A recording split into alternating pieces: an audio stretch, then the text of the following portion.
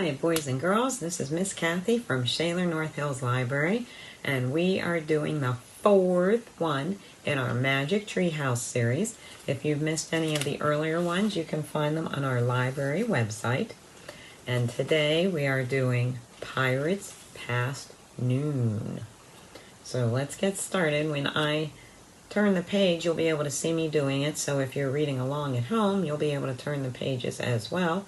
Or you can just sit back and relax and listen, because sometimes that's what I like to do, and have somebody read me a story. Chapter 1, Too Late. Here we see Jack and Annie looking out the window, and it's raining. Jack stared out his bedroom window. The rain kept falling and falling. The TV said it would stop by noon, said Annie, his 7-year-old sister. It's already past noon, said Jack. But we have to go to the treehouse, said Annie. I have a feeling the M person will be there today.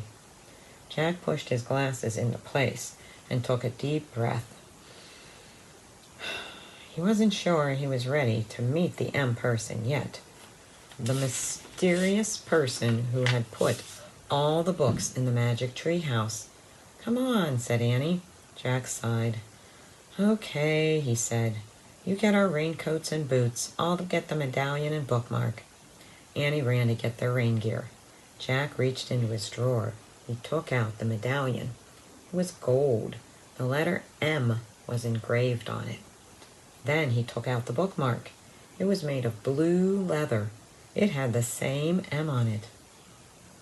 Both M's matched the M that was on the floor of the treehouse. Jack put the medallion and bookmark into his backpack. Then he threw his notebook and pencil in. Jack liked to take notes about important things. I got our rain stuff, called Annie. Jack picked up his pack and went downstairs. Annie was waiting by the back door. She was putting on her boots. Meet you outside, she said. Jack pulled on his raincoat and boots. Then he put on his backpack and joined her. The wind was blowing hard. Ready, set, go, shouted Annie. They kept their heads down and charged into the rainy wind. Soon they were in the Frog Creek woods. Tree branches swayed, flinging rainwater everywhere. Yuck, said Annie. They splashed through puddles until they came to the tallest oak tree in the woods. They looked up. Tucked between two branches was the tree house. It looked dark and lonely against the stormy sky. Hanging from the tree house was a rope ladder. It was blowing in the wind. Jack thought of all the books up there. He hoped they weren't getting wet. The M person's been there, said Annie. Jack caught his breath. How can you tell? He said. I can feel it, she whispered. She grabbed the rope ladder and started up. Jack followed. Inside the tree house it was chilly and damp. But the books were dry. They were all neatly stacked along the wall, just the way they had been the day before. Annie picked up a castle book on top of one stack. It had taken them to the time of castles. Remember the night? She said. Jack nodded. He would never forget the night he had helped them. Annie put down the castle book. She picked up the next book on the stack. It was the dinosaur book that had taken them to the time of the dinosaurs. Remember? She said. Jack nodded. He'd never forget the pterodon who had saved him from the Tyrannosaurus Rex. Then Annie held up a book about ancient Egypt. Meow, she said. Jack smiled. The Egypt book had taken them to the time of pyramids. A black cat had come to the rescue there. And here's the book about home, Annie said. She held up the book with the picture of their hometown in it. Frog Creek, Pennsylvania. Jack smiled again. The Pennsylvania book had brought them back home at the end of each of their adventures. Jack sighed. Okay, he still had two main questions. Who was the M person who had put all the books here? And did the knight, the pterodon, and the cat all know the M person? Finally, Jack reached into his backpack. He took out the gold medallion and the leather bookmark. He placed them on the floor, right over the spot where the M glowed faintly in the wood. Rain blew into the tree house. "Brr," said Annie. "It's not very cozy today." Jack agreed with her. It was too wet and cold. "Look," Annie pointed to an open book lying in the corner. "I don't remember a book being opened." "Me neither," said Jack. Annie picked up the book. She stared at the picture on the page. "Wow, this place looks great." She showed the picture to Jack.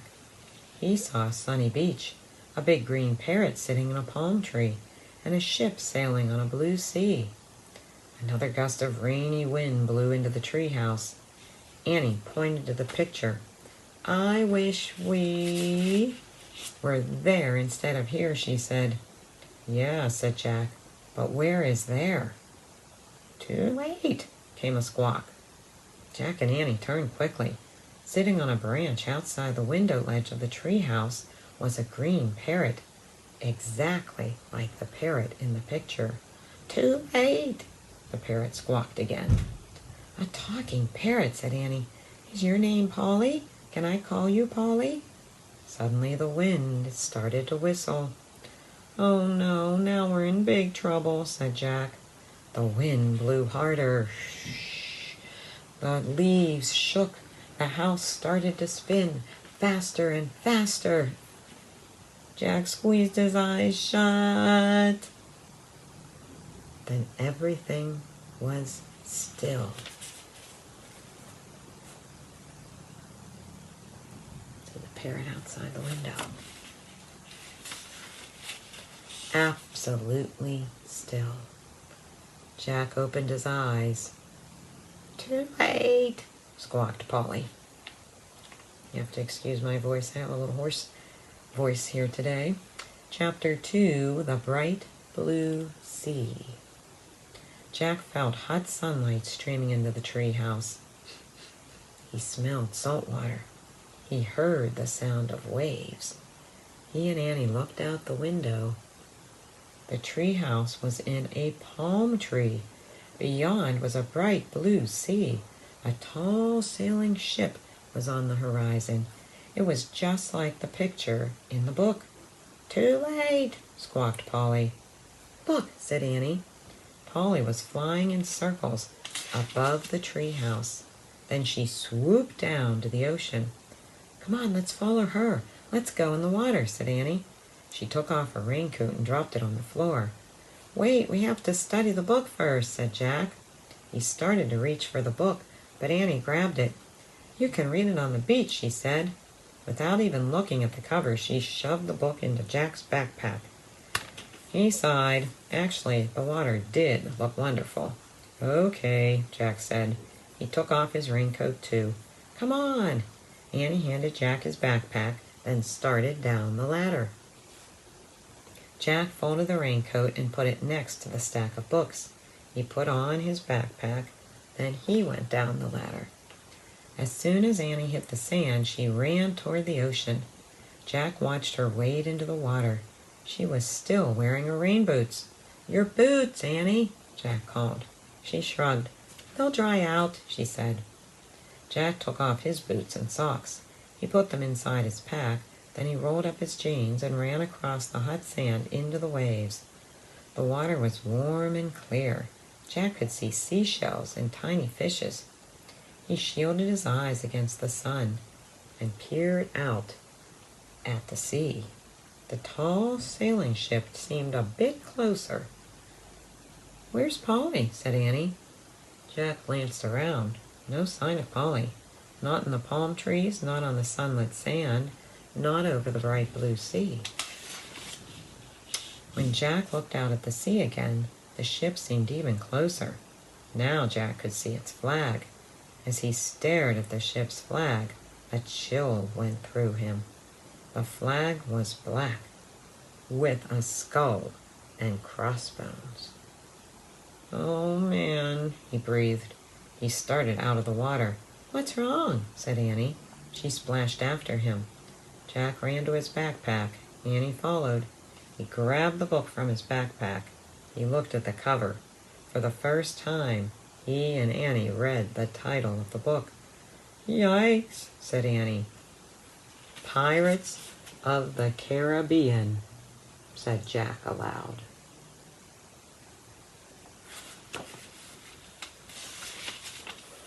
Chapter 3, 3 Men in a Boat. "We've come to the time of pirates," Jack said. "Pirates?" squeaked Annie, "like in Peter Pan?" Jack flipped to the picture that showed the parrot, the sea, and the ship. He read the caption under the picture. 300 years ago, pirates raided Spanish treasure ships in the Caribbean Sea. He grabbed his notebook and pencil from his pack and wrote, "Pirates in the Caribbean." He turned to the next page. There was a picture of a pirate flag. He read, "The skull and crossbones flag was called the Jolly Roger." "Let's go," said Annie. "Wait," said Jack. "I want to make a drawing of the flag." He propped the pirate book in the sand. He started drawing the Jolly Roger flag. "Don't copy the picture in the book," said Annie. "Look at the real thing." But Jack pushed his glasses into place and kept drawing.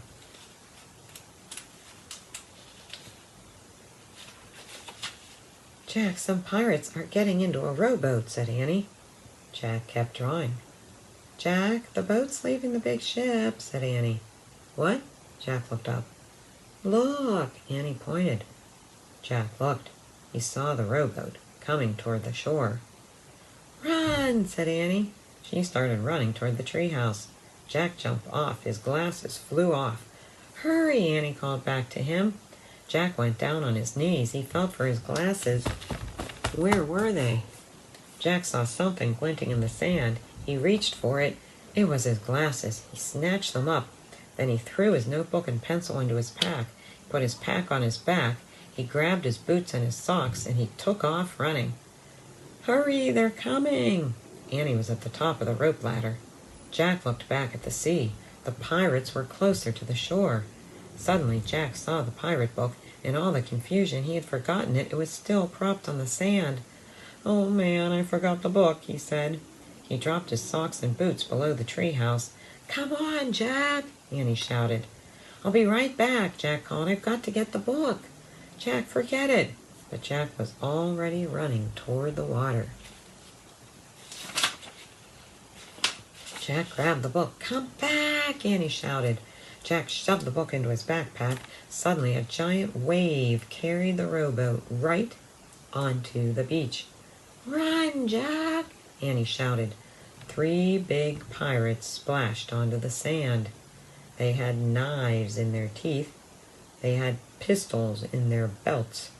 They charged toward Jack. "Run, Jack, run!"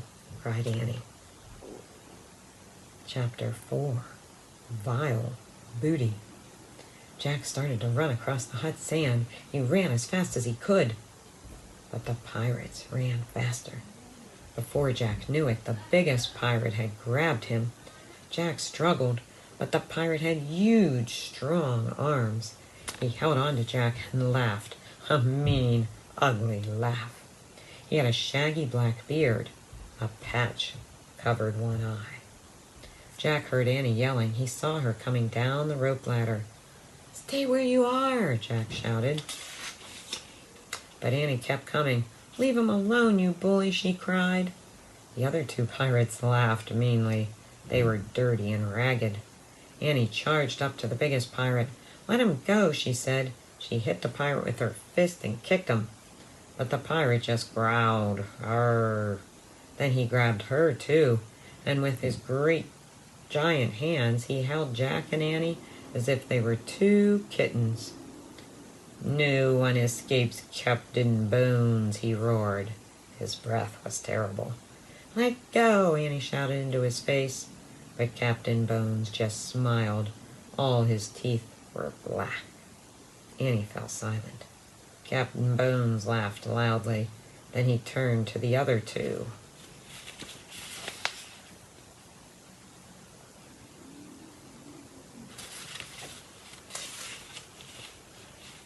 "Find out what's in their house, ye dogs," he said. "Aye, aye, Captain," they answered. and they started up the ladder to the treehouse. "What do you spy, Pinky?" shouted Captain Bones. "Books, Captain," Pinky shouted down. "Ugh, books," growled Captain Bones. He spit on the sand. "I want gold, you dogs." "Dogs are nicer than you," said Annie. "Shh," said Jack. "What about you, Stinky?" Captain Bones roared. "Just books, Captain," shouted Stinky. "Ah, books," said Captain Bones. He spit on the sand again. "I hate books. Keep looking, dogs. Find me something good." Captain Bone grabbed Jack's backpack. "What's in here?" he said. "Nothing." Jack quickly opened the pack. "Just paper, a pencil, book." "Another book!" roared Captain Bones. "That's vile booty." A gleeful shriek pierced the air. Captain Bones froze. "What's that?" he shouted. "Look, Captain, look!" Pinky leaned out the treehouse window. He held the medallion. It glimmered in the sunlight. "Oh, brother," thought Jack. "Throw it down," Captain Bones cried. "It's not yours," shouted Annie. Captain Bones dropped Jack and Annie. He caught the medallion as it fell. "Gold, gold, gold," he cried. Captain Bones threw back his head and laughed horribly. "Ha, ha, ha, ha." He grabbed two of his pistols. He shot them into the air quickly. Pinky and Stinky howled like wolves. "Ow!"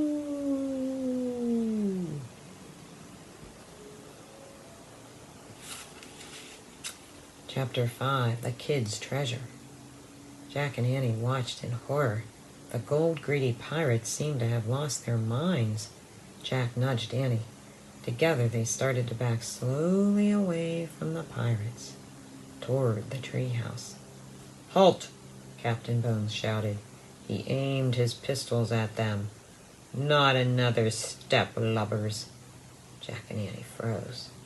Captain Bones grinned his black tooth grinned. "Tell old Bones where the rest is," he growled, "or prepare to meet thy doom." What rest?" said Annie. "The rest of the treasure," roared Captain Bones. "I know it's on this island.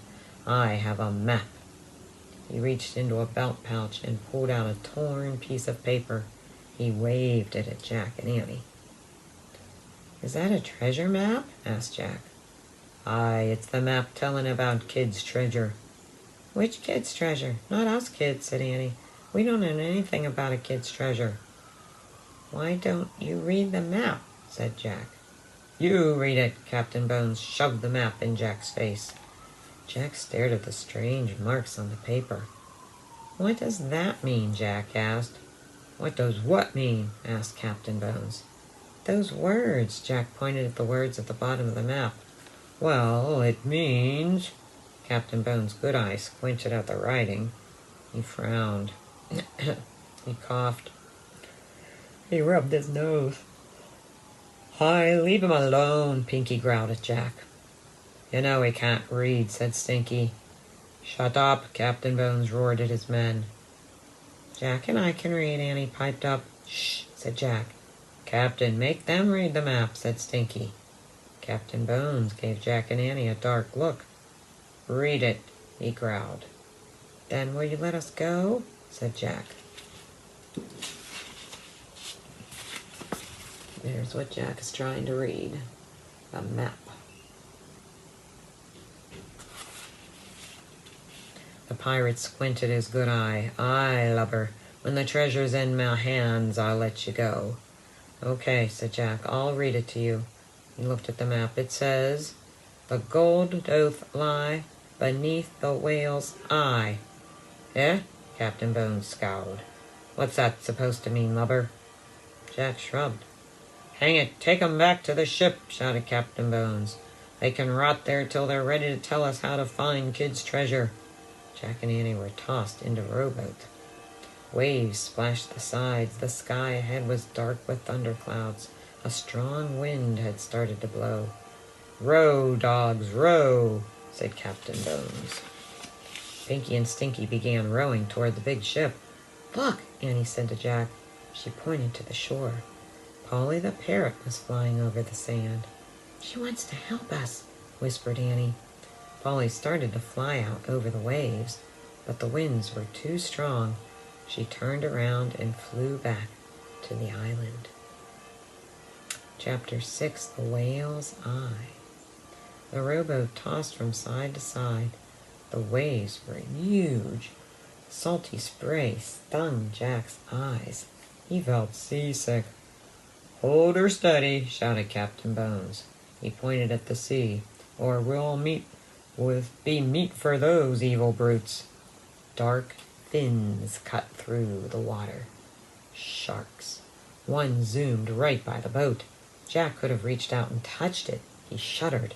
Soon the rowboat pulled alongside the ship. The air was filled with wild fiddle music and bagpipes playing, and Jack heard jeers, shouts, and ugly laughter.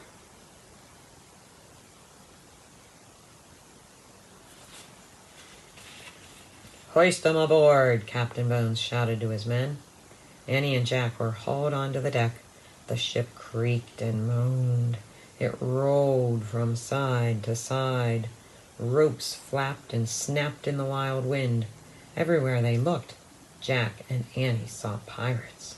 Some were dancing, some were drinking, many were fighting with swords or with their fists. Lock 'em in my cabin, Captain Bones ordered. A couple of pirates grabbed Jack and Annie and threw them in the ship's cabin, then locked the door. The air inside the cabin was damp and sour-smelling. A shaft of gray light came through a small, round window. Oh, man, said Jack, we've got to figure out how to get back to the island. So we can get into the treehouse and go home, said Annie. Right. Jack suddenly felt tired. How would they ever get out of this mess? We better examine the book, he said. He reached into his pack and pulled out the pirate book. He flipped through the pages. He looked for information to help them. Look, he said. He found a picture of pirates bearing a treasure chest. This might help. Together they read the words under the picture. Captain Kidd was a famous pirate. It is said that he buried a treasure chest on a deserted island. The chest was filled with gold and jewels. Captain Kidd, said Jack. So that's the kid that Bones kept talking about, said Annie. Right, said Jack. Annie looked out the round window. And Captain Kidd's treasure is buried somewhere on the island, she said. Jack took out his notebook and pencil. He wrote, Captain Kidd's treasure on island. Jack, Annie said. Shh, wait a minute, he said. I'm thinking. Guess what I see, said Annie. What? Jack asked. He looked back at the book. A whale. Nest, he said. Neat. Then he looked up. A whale. Did you say a whale? A whale. A huge whale. As big as a football field. Jack jumped out and looked out the window with her. Where? Jack asked. All he could see was the island, and stormy waves and shark fins. There, said Annie. Where? Where? There, the island is shaped like a giant whale. Oh, man, whispered Jack. Now he could see it. See the whale's back? Said Annie. Yep. The slope of the island looked like the back of a whale. See his spout? Said Annie. Yep. The palm tree that held the treehouse looked like the spout of the whale. See his eye? Said Annie. Yep. A big black rock looked like the eye of the whale. The gold doth lie beneath the whale's eye, whispered Jack. Wow.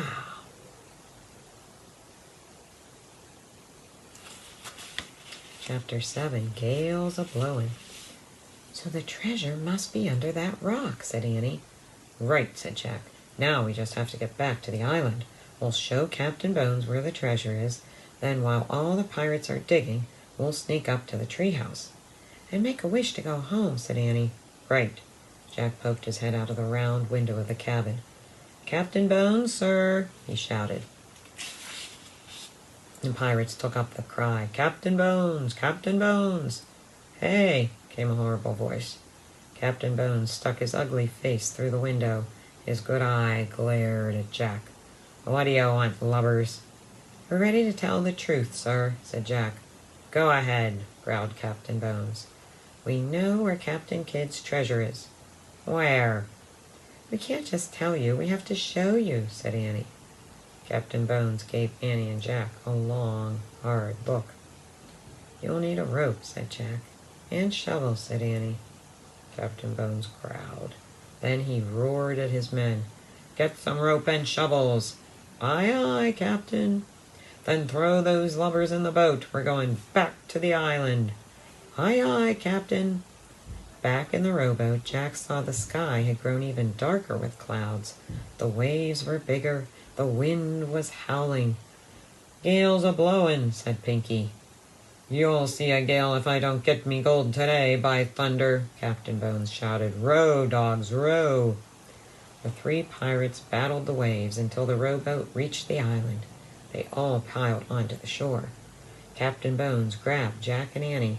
"Okay, lubbers," he said, "now show us where the treasure is." "There," said Annie. She pointed at the black rock near the tip of the island. "Under that rock," said Jack. Captain Bones dragged Jack and Annie down the beach to the black rock. "Get to work," Captain Bones said to Pinky and Stinky. "What about you?" said Annie. "Me? Work?" Captain Bones chuckled. "Ha, ha, ha." Jack gulped. How could they get away from him? "Don't you think you should help your friends?" he said. Captain Bones gave Jack a horrible grin. "Nay, I'm going to hold you two till there's treasure in me hands." Chapter 8. Dig, dogs, dig. Pinky and Stinky tied their rope around the big rock. The wind howled. The two pirates pulled and pulled and pulled. "They need help," said Jack. "Arr, let the dogs do the work," growled Captain Bones. "You're not very nice to them," said Annie. "Who cares?" roared Captain Bones. "Captain, we got it!" shouted Pinky.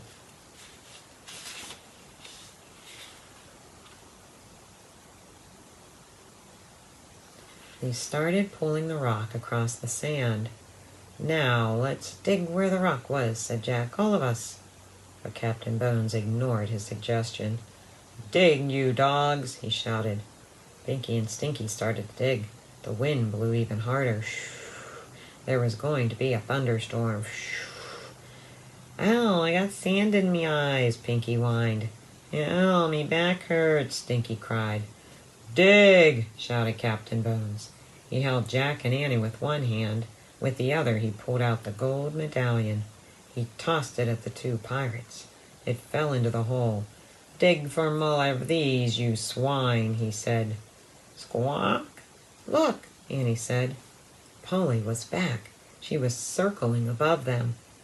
"Go back," she squawked. Stinky and Pinky looked up at the parrot. They scowled. "Dig!" shouted Captain Bones.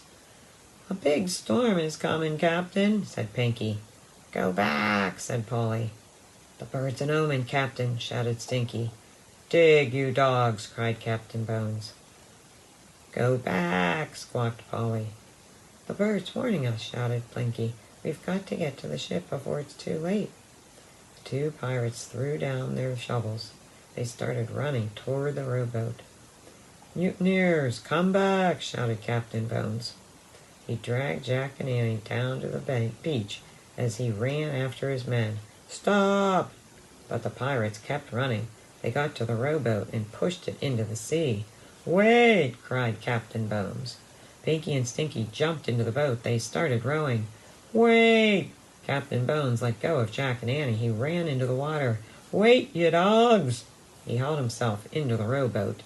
Then the three pirates disappeared into the spray of the waves. "Go back," squawked Polly. "She means us," said Annie. Just then the storm broke over the island. The wind howled. Rain fell in buckets. "Let's go!" cried Annie. "Wait, I have to get the medallion," shouted Jack. He ran to the hole dug by the pirates. He looked down in it. Even in the dreary light, the medallion was shining. Big, fat raindrops were falling into the hole, washing away the sand. Jack saw a patch of wood. Then the rain cleared away more sand, and Jack saw the top of an old trunk. He stared. Was it Captain Kidd's treasure chest? "Hurry, Jack!" cried Annie. She was halfway up the treehouse ladder. I found it!" cried Jack. "I found the treasure chest." "Forget the treasure chest," said Annie. "We have to go now. The storm's getting worse." Jack kept staring at the chest. Was there gold inside? Silver? Precious gems? "Come on!" Now Annie was shouting from the treehouse window. But Jack couldn't tear himself away. He brushed the rest of the muddy sand off the chest. "Jack, forget the treasure chest!" cried Annie. "Let's go!" "Go back!" squawked Polly. Jack looked at the parrot.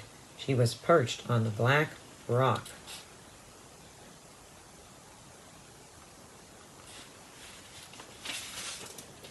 He stared into her wise eyes. He thought he knew her from somewhere else. "Go back, Jack," she said. She sounded like a person. Okay, it was definitely time to go. Jack took one last look at the treasure chest. He clutched the gold medallion. Then he took off, running toward the treehouse.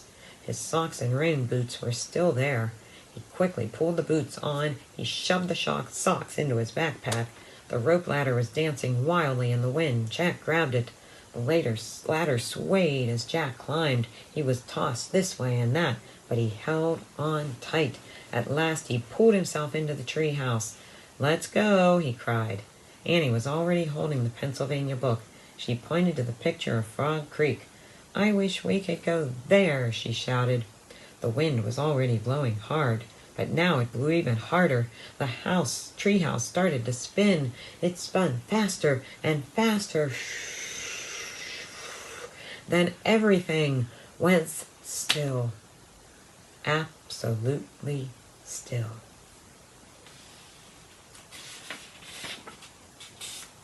Chapter 9, The Mysterious M. Drip, drip, Jack opened his eyes. Rain was dripping from the leaves of the tree. They were back in Frog Creek. The rain was softer, the wind was gentler, the air was sweeter. "Oh, man," Jack sighed. "That was close." He was still holding the gold medallion. "Polly's gone," said Annie sadly. "I was hoping she might come back with us." "No magic creature has ever come back with us," said Jack. He pulled off his backpack. It was damp with rain and salt water. Jack took out the pirate book. He put it on the stack of books, on top of the dinosaur book, and the night book, and the mummy book. Then Jack put the gold medallion beside the bookmark with the letter M. Next he went down onto his knees and ran his finger over the shimmering M on the floor. "We didn't find any M's on this trip," he said. "Or the M person," said Annie. "Squawk!" "Polly!" Annie cried. The parrot swooshed into the treehouse. She perched on the stack of books. Polly looked straight at Jack. What are you doing here?" he asked her. Slowly, Polly raised her bright green wings. They grew bigger and bigger until they spread out like a huge green cape. Then, in a great swirl of colors, in a blur of feathers and light, in a flapping and stretching and screeching, a new being took shape.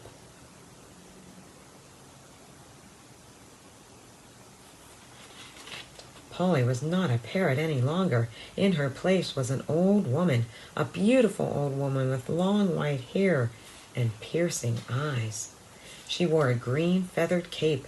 She perched on the stack of books, and she was very calm and very still. Neither Jack nor Annie could speak. They were too amazed. "Hello, Jack. Hello, Annie," the old woman said. "My name is Morgan Le Fay." Chapter 10, Treasure Again. Annie found her voice first. "The M person," she whispered. "Yes, I'm the M person," said Morgan. Well, but where are you from? Asked Jack. Have you ever heard of King Arthur? Said Morgan. Jack nodded. Well, I am King Arthur's sister, said Morgan. You're from Camelot, said Jack. I've read about Camelot. What did you read about me, Jack? Said Morgan. You're a witch. Morgan smiled.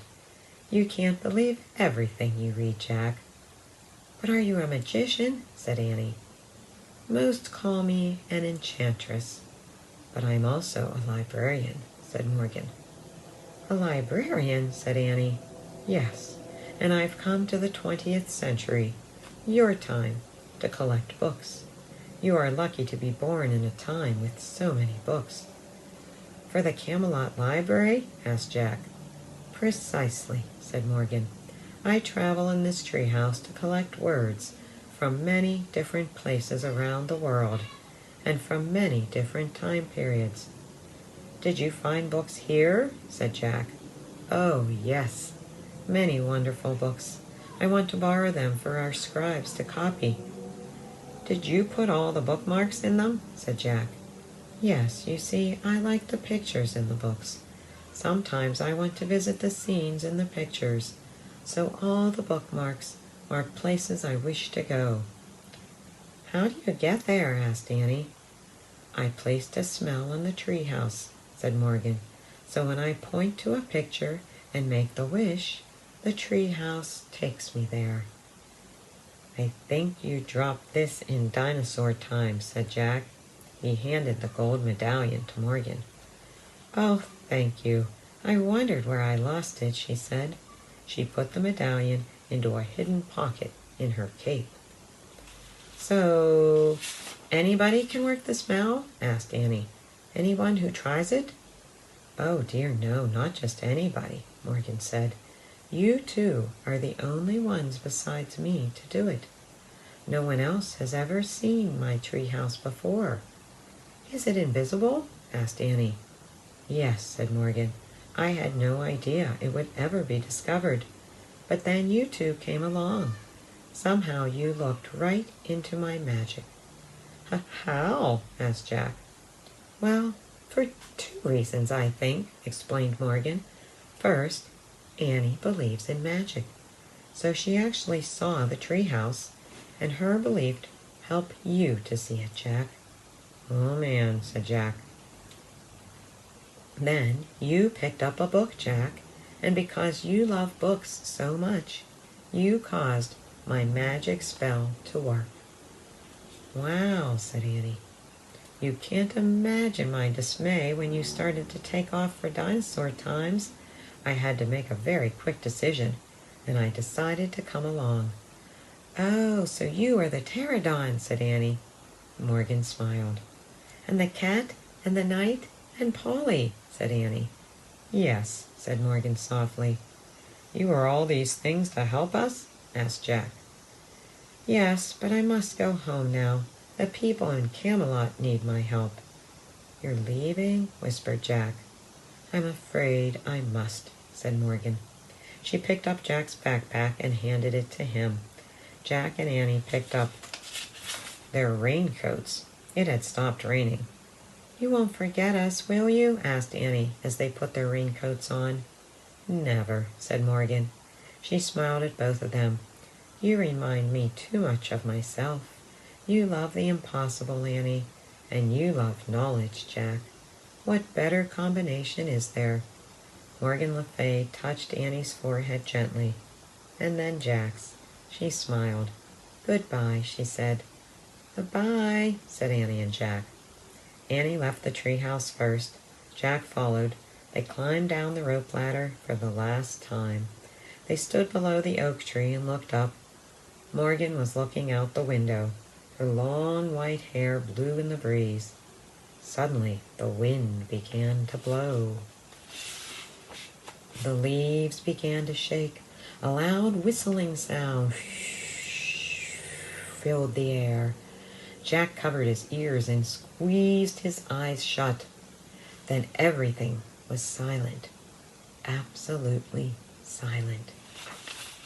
forgot to show you the picture on this page.